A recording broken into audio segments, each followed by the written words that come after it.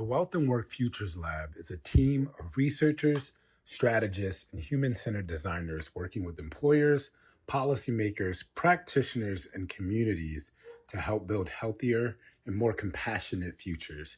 In today's conversation, we explore the Community Loss and Hope Index, a resource our team is developing in Philadelphia to help make patterns of cumulative loss, community conditions, and structural opportunity more visible and useful for activities like planning, prevention, investment, and resource alignment.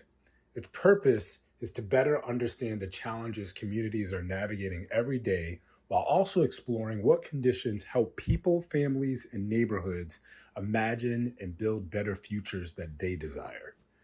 We hope this conversation inspires deeper reflection on care, accountability, and the systems that shape community well-being. Thank you for listening, and if you'd like to learn more or find ways to get involved, we invite you to reach out. Okay. I'm Alicia Atkinson. I'm the research director at the Wealth and Work Futures Lab. I'm Mike O'Brien, and I am the founder and executive director of the Wealth and Work Futures Lab. This project in particular, I feel is it's very close to my heart in a number of ways. And I think the main why had a lot to do with the tremendous amount of gaslighting that has taken place for so many people, so many neighborhoods, communities, groups of people across multiple dimensions of identity, gender, race, ethnicity, geography, even. And there is a phrase that I used to get really annoyed by because it's true in our very capitalist-driven neo-libertarian society. And that's if you can't measure it, you can't manage it. And I think the impetus behind this project was to dare to believe the people experiencing some of the, in this country at least, some of the most disempowering scenarios and life situations across multiple generations, to dare to believe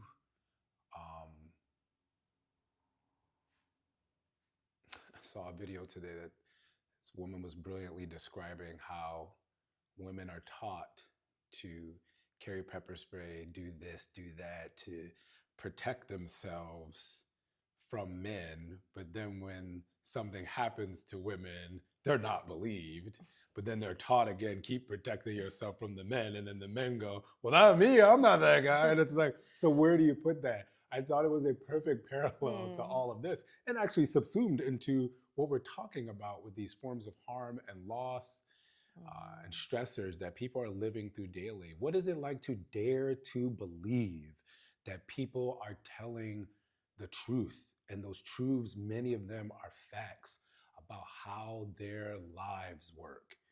I wanted to work with a team of people, and I'm grateful to have y'all here. And we work as a team to get data and numbers to try to measure the amounts of developmental risk, social harms, environmental harms, etc., that are stacked in people's lives, that are stacked in their neighborhoods across multiple generations, and that they're forced to suffer. It's a type of resilience that is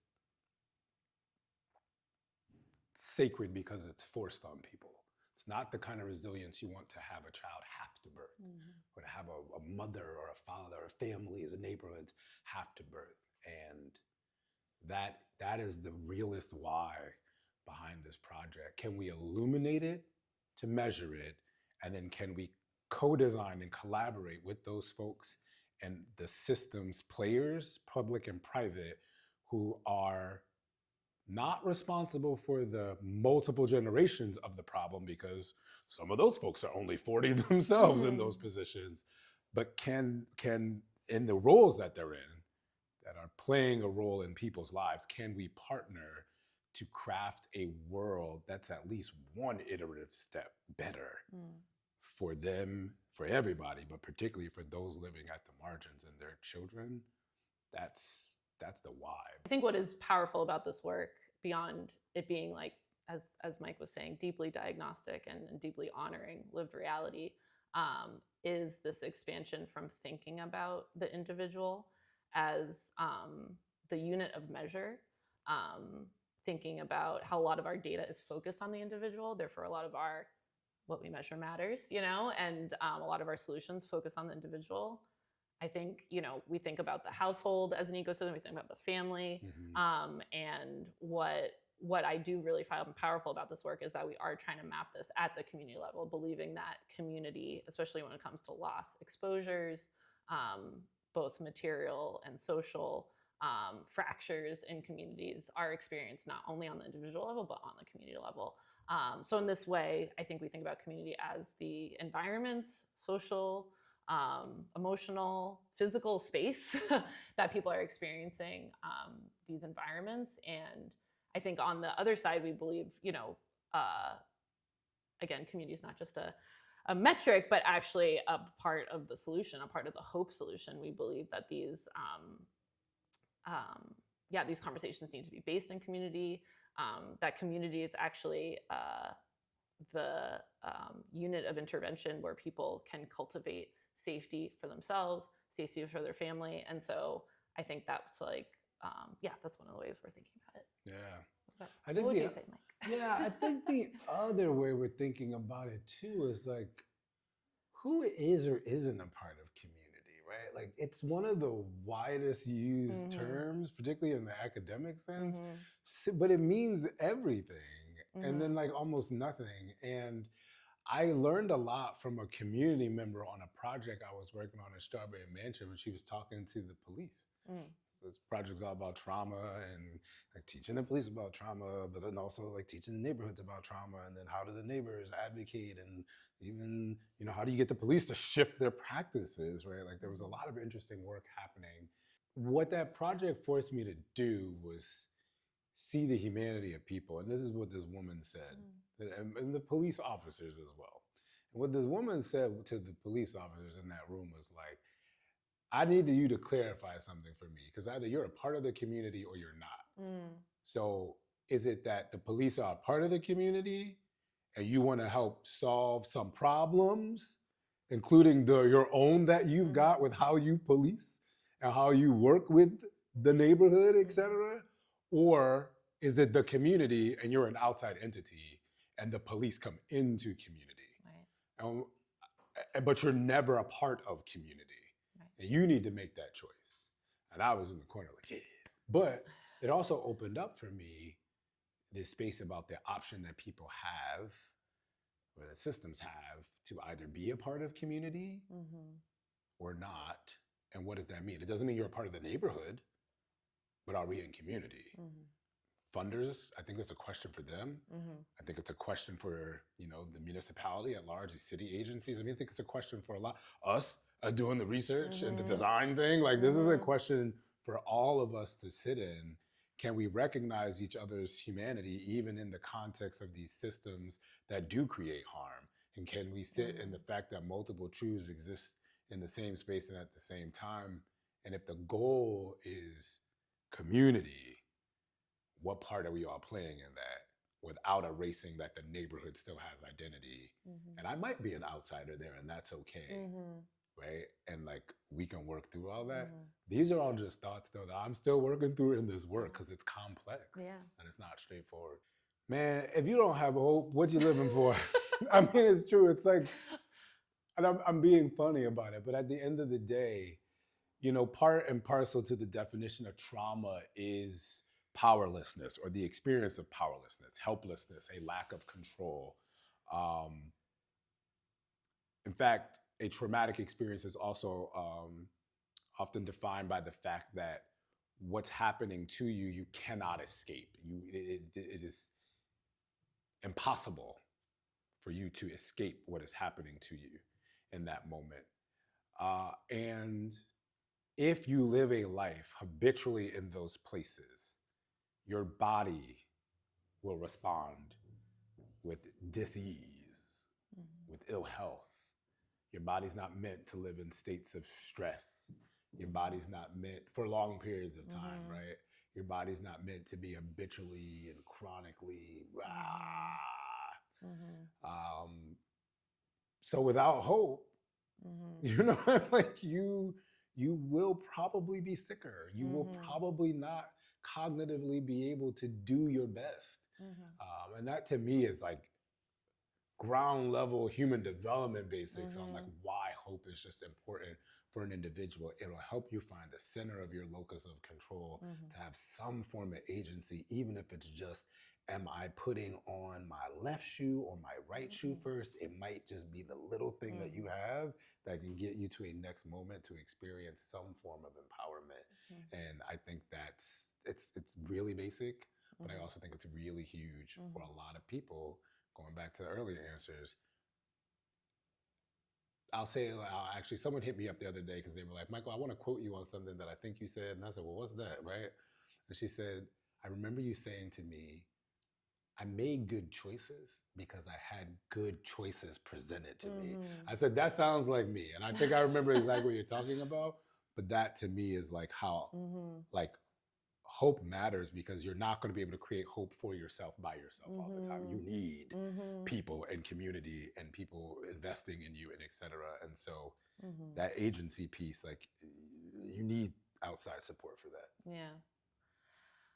Yeah, I would, just building on what you shared, one of the things we talked about with this project too is like, you know, we're aiming to be deeply diagnostic so people can't turn away, you know, that they're, you know, again, we got the receipts and this is what's happening. And we are committed to not ending it there. You know, we are committed to taking it to the next level, to community, to actually define, to use this. I find true problem definition, true honoring of reality as hopeful, because then once you go through acceptance, naming, you can't turn away. And so I think the solutions ideally become less short-term, less Band-Aid, less unrealistic.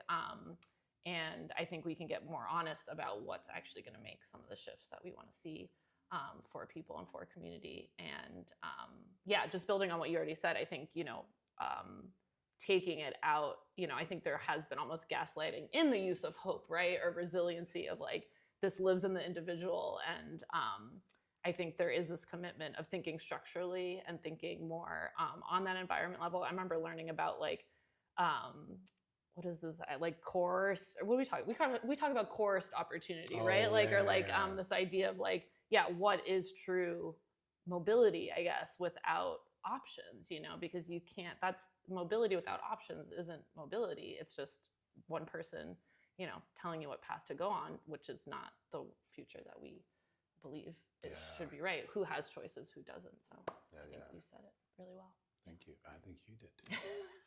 We have got to right size our investments in human beings, in the neighborhoods and environments that they grow up in. I think it's a wild premise to have the law make it so that there are these compulsory or mandatory spaces that humans must occupy, like a school, and it is not adequately funded.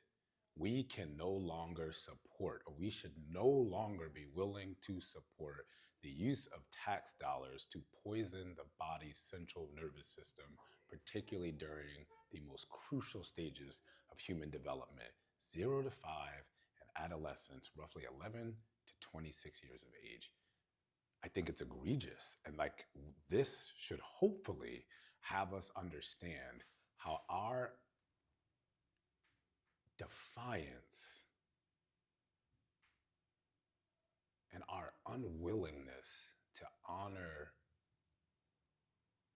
our own humanity as individuals, and then the collective humanity that we share en masse in favor of profit, or, you know, looking at in opposition to that profit and going after that. we have done ourselves in. Mm. And we can undo that. But I do think that it's going to take a ton of developmental courage for us as individuals and as a nation, as a city.